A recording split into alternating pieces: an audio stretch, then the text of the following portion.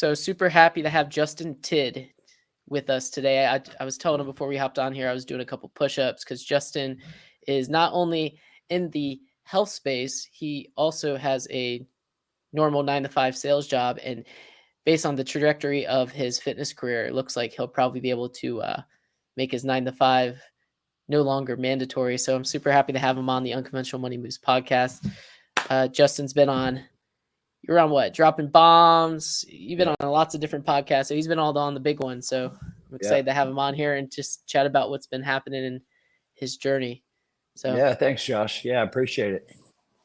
So like your normal job is like you're in sales, and then you also got this fitness thing going on. Like how was it like having your normal job and then transitioning to, it seems like your side gig is becoming the main gig. Yeah, it's true. So, yeah, I've been with the company that I'm currently with 16 years, and I've kind of moved up in that company from sales, basically being promoted every 2 years. Performance driven, a lot of sacrifice traveling. So I'm the chief sales officer and a board member for that company. So I've been there, cover North America, South America, run a sales team, I run the whole marketing group. Yeah, I've been on over 5 continents. I've sold equipment in over 30 countries. So it's a lot, right? And it's required a lot of sacrifice. But I fell into bodybuilding and getting my health right about 7 years ago. And what I did at that point was it was just a passion. Um, and then fell into coaching on accident. Actually, is how that happened. But yeah, dude, super successful as an entrepreneur in a company, and then decided to take on coaching, and that's what I work on the weekends. So all my weekends is what my side hustle, and through the week, I work on my typical job, which being in the position I am in, 9 to 5 is unrealistic, right? So it's I'm up pretty early, still answering emails, taking phone calls. I got sales guys on the West Coast, so they're still calling me 8 o'clock at night with issues and things that they need help with. So weekends we work. That position's in the mining industry, so it's a high demand coal mining, gold mining, copper mining. So these guys, they work nonstop too. So they have issues on the weekends. My sales guys get calls, service guys, and they need help. So it's yeah, dude, it's a lot, but doing something great requires sacrifice. And I'm fortunate enough. My wife, my kids, they kind of understand that, and I'm there for them as much as I can be. They play sports, things like that. I help coach track team for my 2 older kids in high school. So I try to give back to them that time of year. But they were born into it because I've been doing it so long that they're used to me being gone almost every other week because I'm flying somewhere every other week. So that on top of the fitness, trying to find gyms while I'm out of town, find somewhere to eat, go to grocery stores, meal prep my own food. Like, there's a lot of discipline that comes along with that to keep focused. Yeah. And with running a full-time fitness coaching program on top of it seems like you're probably working more than 40 hours a week on your normal job, wife, kids, everything. You definitely have to mentally be tough, but at the same time, who was it? David Goggins. He's like, yeah, like I didn't work out for my body. I did it for the mind. So Yeah. by doing that workout, it's giving you that mental strength to help, you keeping the pushing the ball down the field. Yeah. And I think, a lot of people go to the gym and, they work out, their bodies really don't change. And for me, I kind of look at that and say, how does your life really look? Your normal job or your family or whatever is important to that person. because are you doing it just to go through the motions, or are you doing it intentionally? So a big motto of mine is live with intention. And so for me, it's a day to day schedule from a week to a month. I plan out my year, but everything's very intentional. And what I mean by that is my days are scheduled. I know what I'm doing. Sure, things come and go into that, but as long as you're being intentional, you have a game plan, you're working the plan, you will have progress. And whether that's the gym or your job or your career, where you put that energy is where you're going to get back out of it. And that's the biggest thing for me. But the fitness coaching, I'm getting ready to really explode that. So it's kind of a very interesting time to be on this call with you. So the next 90 days, I'm getting ready to really scale that business also. Hmm. With that exploding, is there like a piece of you that's like you want to stay where you're at in terms of your position, but at the same time you kind of like, in order to make that thing work as well as you want, you can't just like, it can't be just like a part-time deal either. Yeah, I think, it comes back to, I said the word passion earlier, and that's something you always hear everybody talk about, is chasing your passion. Um, so I have to scale it to a point where I can fully make a change 100%. And so that is my goal, is to be able to break off. And I've been 16 years here. It's been great. My performance is like through the roof. Made some really great business. Made some great relationships. Great memories. But the only way I can be successful into something that I'm this passionate about is to be able to put more energy and more time into. So yeah, that is the goal. I got to scale it up, but being an executive in a company and a board member, like I get paid pretty good. So, to start a business off, and yeah, I got to figure out how to offset that income before I can actually pull the trigger. Yeah, it's tough to let it go. Yeah. It's definitely tough to let it go, and especially when you have can't just rely on yourself. If it was just you could go live you can go live at the gym. And you could Absolutely. keep your Yeah. overhead real low, but you got to feed how many kids you got? 4 kids. 4 kids. They eat a lot. I Yeah. bet they eat a lot of hay. You gotta make a lot of hay to feed all them kids. So yeah, I mean that's definitely. I bet that's tough for you right now that you got like this fitness business that can explode at any moment, but at the same time you got this other thing kind of like holding you back a little bit. Uh, I, you know, I don't know. I don't see it as tough. I see it as a challenge. Um, and that's just something, if that's, I'm the type of person that when I make a decision or I want to do something, then I put the energy into making that decision and roll out a plan to make it happen. Um, I would say that probably the only thing that's difficult would be the time management piece of that, because I'm still sacrificing. There's only one me. And so for me to give so much to this company, so much to the personal business, try to be there as much as possible as a father, try to be there as much as possible as a husband.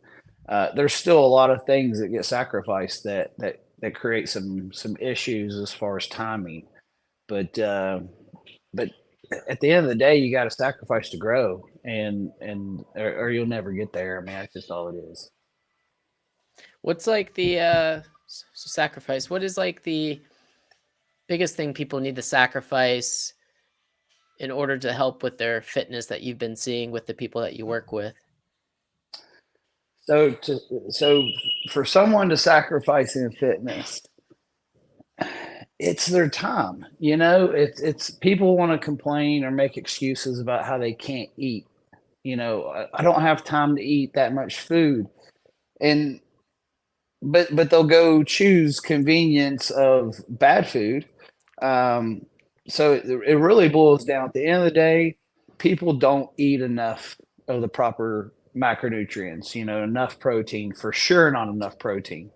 And then understanding carbs and fats and things like that. But that's probably people's biggest sacrifice is actually the excuses that won't allow them to do what they got to do. And that's their time from meal prepping to being organized and having their foods ready the night before for the next day, packing them, whether it's in a cooler, or heaven forbid somebody have to eat their food cold. I mean, it's just like, just take the excuses away because that's all that's holding typically most people back. People love going to the gym, and like you said earlier, whether it's a mental thing or stress relief or whatever the reason, there's plenty of reasons, but people don't progress because they don't eat enough food properly. That's really all it is. Like the clients that come to me, two biggest issues: they don't eat enough food, they don't drink enough water.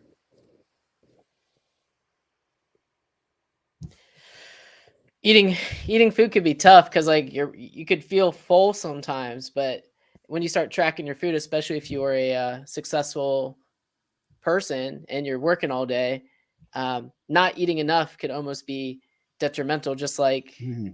and correct me if I'm wrong, like you could overwork out and not see results either. It's almost, you got to like find that happy place for each individual person, and that's where your expertise can help Mhm. take someone who's living a average or below average of their capacity, and you're able to pinpoint exactly what small adjustments they need to make in order to speed up the progress. So that way they go to the gym, they get the reward rather than I'm just going to the gym, I get a pump real quick, and then I have to go back to the gym to get that same feeling rather than Mhm. feeling good all day.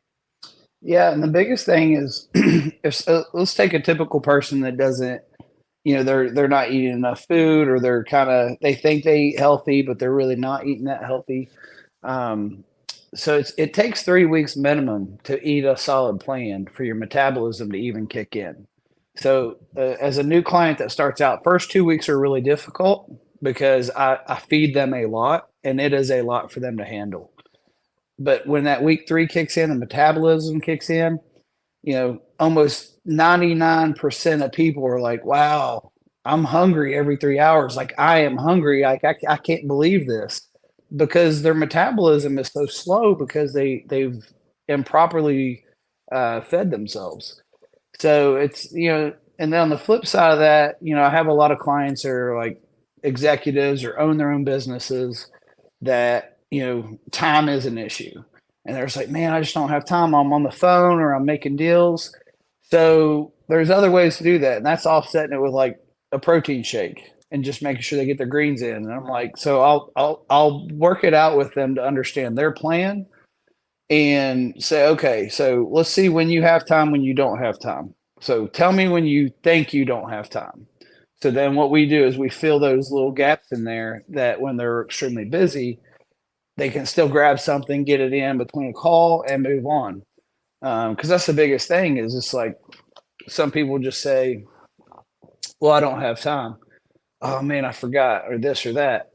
Um, if as long as there's a plan there and you can go take 20, 30 seconds, drink a shake. I love baby cucumbers because they're fast and easy and you can get greens in that way, keep your digestive system moving, then you can still stay on a plan and get results. It's the biggest thing is just they got to understand how to eat properly. People have these mind knots preventing Yeah, them from taking that next step, and it's just so easy to make excuses. it That's is. definitely taking the easy way out. I mean, like, for me, I'm like, my minimum, I at least like, for me personally, like, I just want to at least get like 10,000 steps a day, bare minimum. At least like I'm moving, like, so that way, at least like I'm burning something, if I walk up a hill or down a hill, at least I'm getting some sort of incline. And then, before the podcast is like, yo, I got 10 seconds. I could do 10 push-ups in 10 seconds. Like if someone just did 10 push-ups every hour on the hour and 10 squats every hour in the hour and walk 10,000 steps, they could definitely transform their life on top of Hmm. eating better. Yep. Yep. I mean, it is. It's possible. Nobody has to go, the extent of being a bodybuilder. People are always like, oh, I don't want to be a bodybuilder. You don't have to. Nobody says you got to be a bodybuilder, right? It's like, find out what number one, health is the most important. And take care of your body because it's your body. It's the only one you have, and you're the only one responsible to do it. So be active, eat healthy. Like if you do those, do your labs, do your blood work, make sure everything's in line, and be active. So I mean, it's not about being a fitness model or this or that. If it's not a goal, then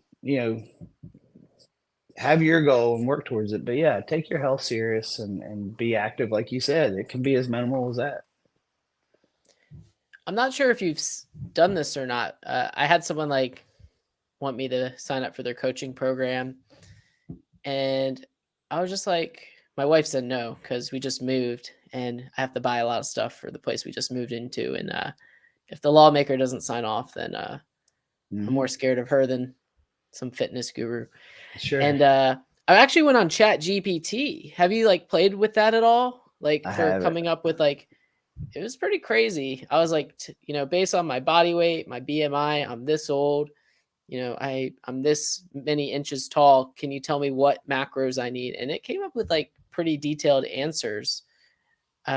What like are you doing like differently that like people can't just rely on like Chat GPT or like another one's like My Fitness Pal where you can just like, type in some answers and hope it works. Yeah, so I mean that's the biggest thing. So, if Chat GPT can, let's say in a week or two, you go back to it and say, okay, Chat GPT, here's what I did this week, here's what I weigh now, here's this. I need you to adjust my macros to meet this goal. Now, if it can come up with that solution, I mean, you know what? Hey, it could replace all of us in the fitness coaching space. I realize that. Uh, but I think there's always going to be a level of personal relationship or accountability that, AI can't give you that accountability. Definitely And, not. you're not afraid to send an AI a picture that says, yeah, I didn't do the plan or I did, but when you have someone that's looking out for you, same thing with My Fitness Pal, you have good tools, um, but it's still not a detailed plan to get there. So I can sit down and go, okay, hey, in 12 weeks, how much you weigh? What's your age? Okay. Here's this testimony, this one, this one, this one, this one. If you do everything I say in 12 weeks, you're going to look like this. It's simple. Like so, I mean, for me, I can roll out the plan. It's as long as the person has the responsibility to do the work. Yeah, I mean, you could have all the tools in the world. You don't know how to use the tools, and you have a real expensive what's it called? Paper, holding Hmm. paper on your desk. It's like, oh, when your phone doesn't work, oh, I just got a expensive paperweight. Hmm. So that's I'll where tell you, like the coaching comes into play. yeah, and I'll tell you something else on top of that is I was at a speaking event last year out in California, and one of the ladies that was on stage, she had said, talking about hiring coaches, and I never heard anybody address it this way because we always say time is something we can't get back, right? That's the one asset. Like, time is time, and you can't get it back. But what she had said was, yeah, but you can buy time. And you buy time by hiring a coach that gets you there faster. So if I hire you and you get me there in 3 months, rather than me spend 6 months to a year figuring it out myself, I just bought myself that time back. So it was a really interesting way to think about hiring a coach to actually buy time by hiring a coach. And how do you? I mean, you're an executive at a company. Did you go to school for nutrition, or did you just like lock yourself up in a room and learn all this? Like, what allowed you to Yeah. gain this sort of knowledge? Yeah, so from a nutrition standpoint, when I really wanted to dive into it, I started researching it, learning it, started using it on myself. I was, when it all started, I was the traditional dad bod, right, 205 pounds, and I was like, okay, I want to figure this out, and So I had hired a coach. He got me okay, but and I learned a little bit. So I decided I would go do my own research and learn about nutrition and carbs and fats and protein and carb cycling and fat loss and fat cycling, calories, cardio intake, daily expenditure, and I basically just kept evolving, kept learning, kept trying it on myself, kept trying it on myself. And then, I got myself from like 205 to 182 pounds. Um, Looked good. I mean, I did. I looked good, but I still wasn't there. You don't weigh 182 pounds now, do you? No, I'm about 197 this morning. I was gonna say you look more solid than Yeah, 182. It seems like on you would probably be pretty skinny. yeah. So yeah, I'm actually I got a bodybuilding show on Saturday. So I'm about 197, 6% body fat right now. So yeah, it's yeah, I typically would walk around in the off season about 240 pounds. Yeah, about That's 14 about that 14% body fat. that's strong. Now, when you're competing for this show, do you lose strength, like because you're shedding A off little bit. weight? And like, You how does that yeah. affect your psyche? Because being in the gym and be able to throw like heavier weights around when you start like leaning out and you don't have that same strength, it's kind of like a crap. Like I kind of feel weak, but at the same time, like I'm looking good. Yeah, so I've been competing a few years. At first, yeah, it's tough to swallow. Not only that, you don't fit in your clothes no more. I'm wearing a double X. Well, now I'm wearing an XL, or at that point in time, like a large. And then people go, "Oh man, you're getting skinny," and it's like that's the worst thing to hear as a bodybuilder because like I'm leaning out, like I'm not skinny, right? It's so you take that stuff to heart. Um, so yeah, when you first go through it, it's mentally a little tough, and you lose strength. So for me right now, if I can maintain strength through it, but it also depends, as you're dialing down, sometimes you increase carbs. So one week, if I'm on a low carb week, my strength won't be as great. Now, if I can maintain my strength or reps through the week, I'm pretty happy with myself. Sometimes I'm down 5, 10 pounds on that lift. Doing it, you expect it, so you can get through it a little easier. But yeah, right now, I mean, I'm maintaining strength decently through this process. So, but yeah, for a first time person, dude, yeah, it's brutal on the brain. How how accurate it is. I remember seeing like a documentary about who is it? Ronnie Coleman. And Hmm. the year that he won, they talked about like the one guy's like, "Yo, dude, you just need to like chill out. Like you need to relax." So he's like, "I gave the guy like a cup of vodka. I gave Ronnie some vodka. I gave him some pizza." And then when he went out on that stage, it was just like the perfect storm for him to finally like win what was it, Mr. Olympia? Is that Olympia. like are you going to do that before like the show? Do you like indulge a little bit or is that not Yeah, true? so it's kind of a little, there's a few tricks of the trade. And so all the alcohol is doing is drying you out because alcohol dehydrates you, right? So, Mhm. but there's a process to get on stage that we basically force ourselves into dehydration. So it's self-induced dehydration. But you got to have your sodium levels at a certain range, and that way the muscles stay as full as possible with the water. But you basically have a large intake of water over the first part of the week. The water tapers off. You increase your sodium, and then you drop the sodium off toward the end, and basically the sodium will absorb, but and then absorb the water, make you keep full. But then show day, basically you stop drinking the day before show. The next day you throw in some fast digesting carbs. You can add in some vodka, like 2 ounces of vodka, and then that helps dry up even more. Because through that process, the science behind it is really cool. Actually, is so we're forced dehydration. So your body is forcing all this water out because you water load. So whether you start the week drinking 3-4 gallons of water and then a day, and then you taper it down, 2, 1.5, 1. So your body is pumping all this water through, and then you're shutting off the water. Well, the very last layer, or the last organ in your body to hold water, is your skin. So when you shut the water off the day before show, then you wake up the next day and then you shove a bunch of carbs in you and sugar, and your body's not used to those at the moment. It pulls that last bit of water out into the carbs that you just ate. Now, by doing that, then all of a sudden that water that's left in the skin comes out and goes into the food, and then that's when you get super vascular, and the water's you're basically at the peak condition.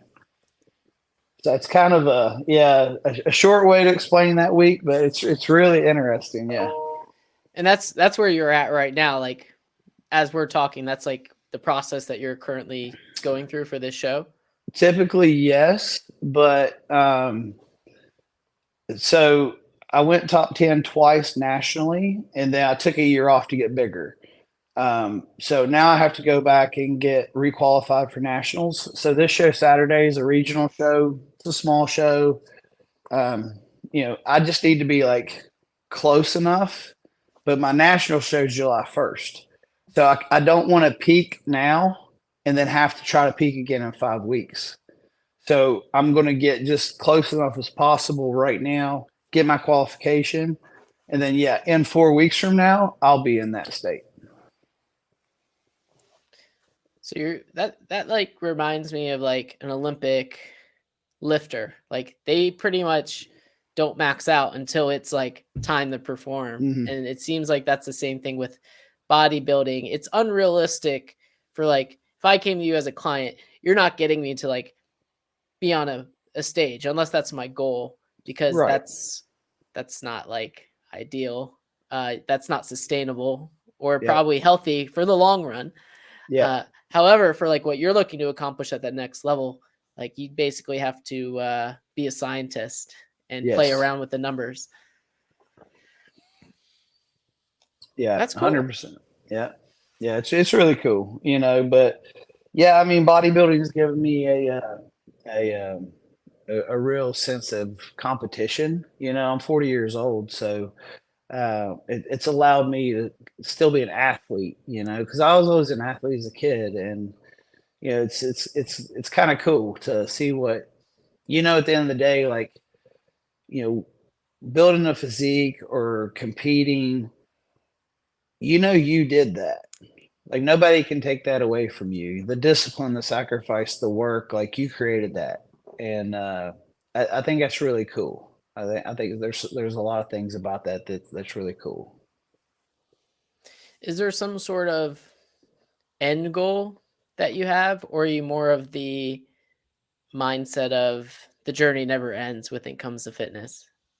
Yeah. So nationals July 1st.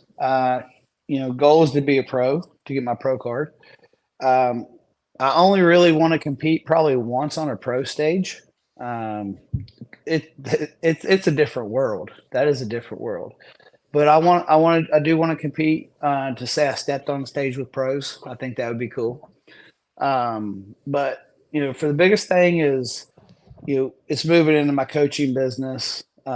This just adds status to everything I'm doing.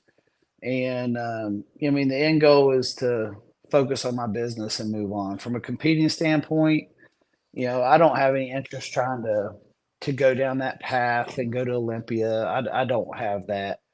The biggest thing is these guys don't make any money. They don't. The amount of money you get paid to win a pro show is like $1,500. Olympia, you win like 60 grand. Like, it's cool. And maybe if you're one of the guys that can be the best in the world at a really high level, endorsements, things like that, you'll make money. But to just try to be a competitor to get there, man, it doesn't make sense financially to me. So, coaching, grow my own business, providing a life for my family, um, you know, that's the end goal. The end goal is create massive wealth and leave a legacy that you know, I'm the one that did that for my family.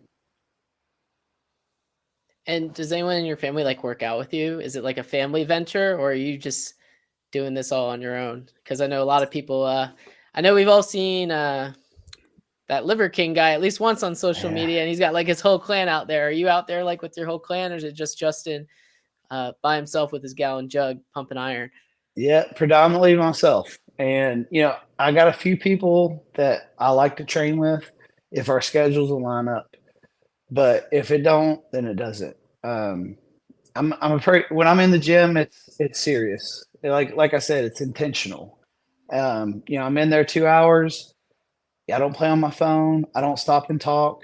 It's very, you know, okay, I got to do this workout time, do this one, do this one, do this one, because I know that's the plan.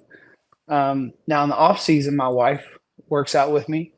We try to get a few days in a week. She's also a bodybuilder and a bikini competitor, but she's taken this year off so I can compete. She'll compete next year, and then you know, we've showed our oldest daughter, the ropes. She kind of works out by herself. She's 18, but she worked out a little bit with us. Our 16-year-old, he's kind of come and gone. He's not, you know, hit the bug. He runs track. He's 6'1", has pretty nice legs, but he just hasn't. He hadn't found that bug. We don't make them do it. You know, we want them to find the passion. We talk health, talk fitness. So we keep them active, but we don't force them into the gym. Now, our 13-year-old, he's probably the most excited about it. He wrestles, and he comes to the gym usually 2-3 days a week with us.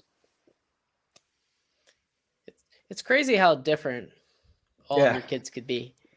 yeah, So I'm about to be a dad here in like a month, so I'm just kind of like, I don't care what my kids does. Like as long as they're happy, I'm not going to force them to do anything they don't want to do, unless it's like I know it's going to be good for them. Sometimes you got to push people a little bit, but at the same time, you don't want to push someone so far that they hate your guts.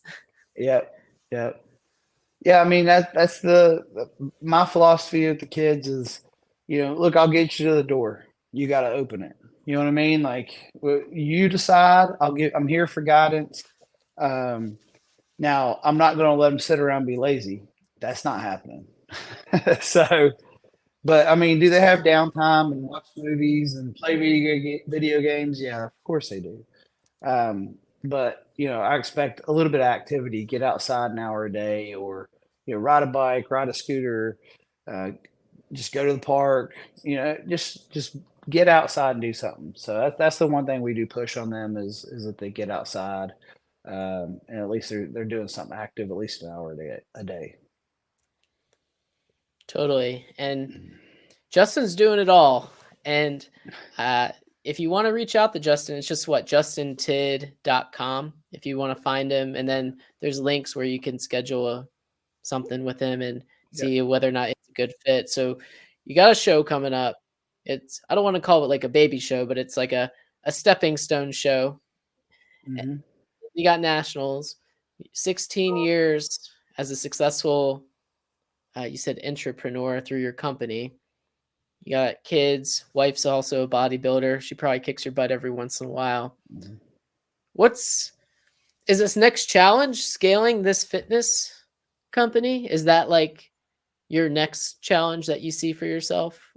Or is there something else on the horizon that you've been itching at for a little bit? Because Yeah.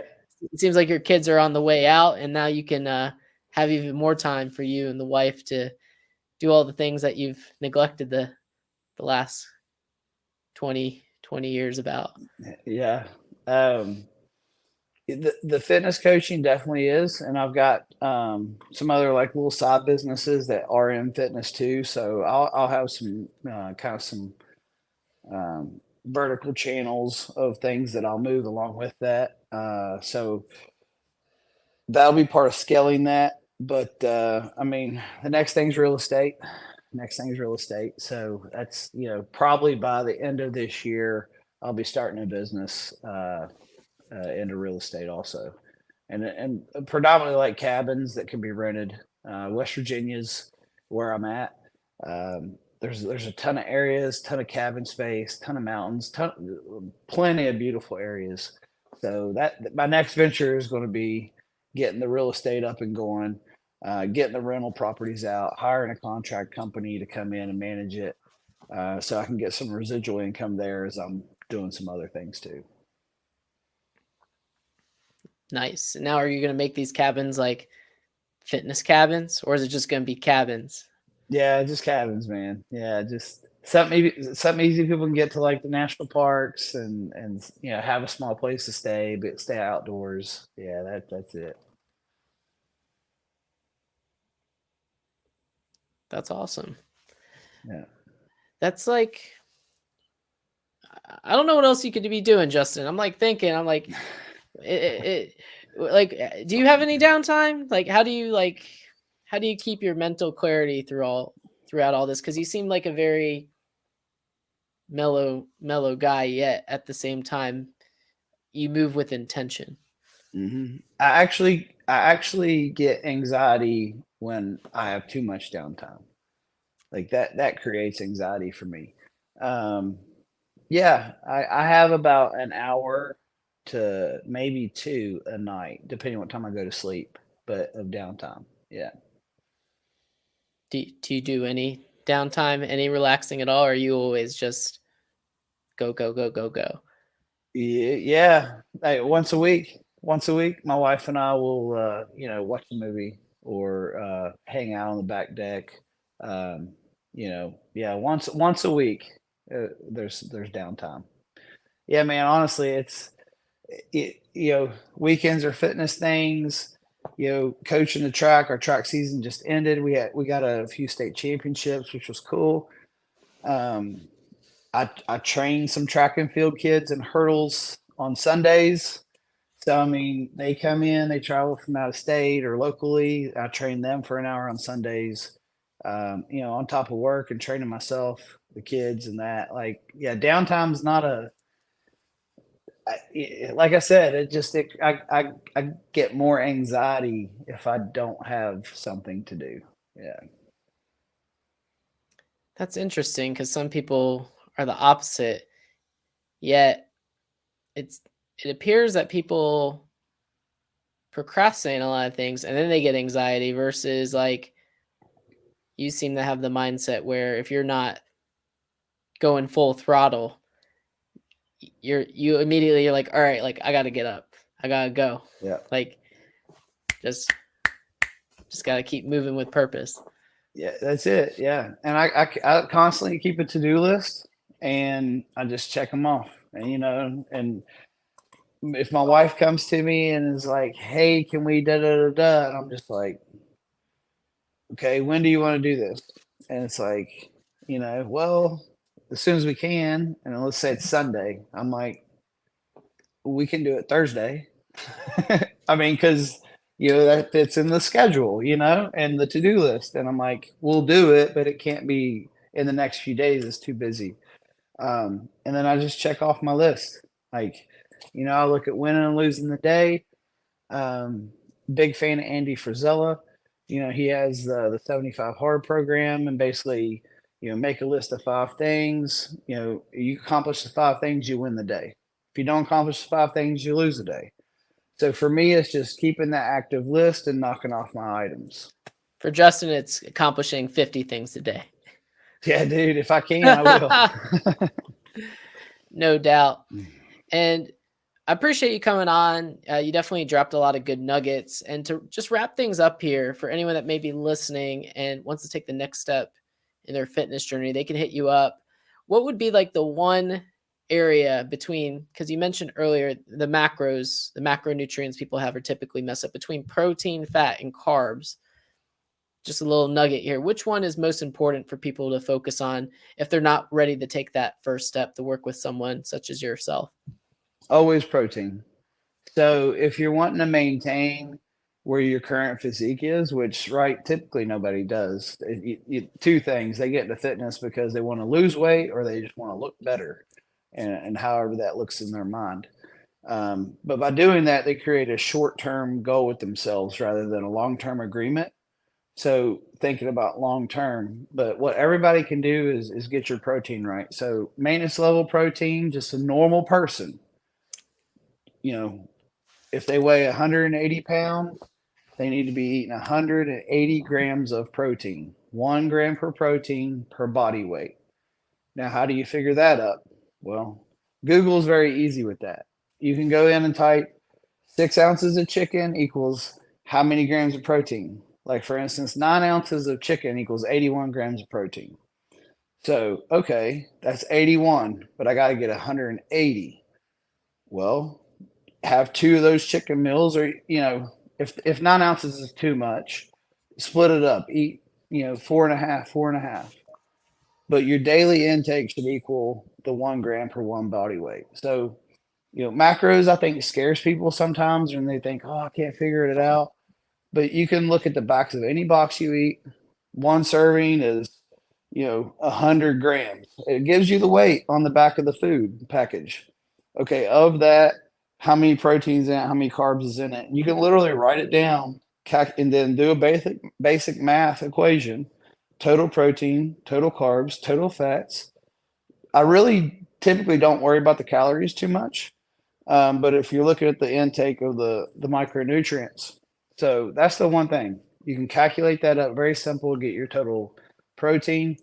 If you want to lose weight or lose fat, work out, eat 2 grams per protein per body weight. So if you're 180 pounds now, you got to eat 360 every day. So that would be some things to share with you that from a base level. Get the protein right. Nobody eats enough, I promise. Well, you heard it right. Get your protein right. Eat more. Help you not have to do so much to get where you want to go. Appreciate having Justin on the Unconventional Money Moves podcast. We'll see y'all next time. Bye, guys.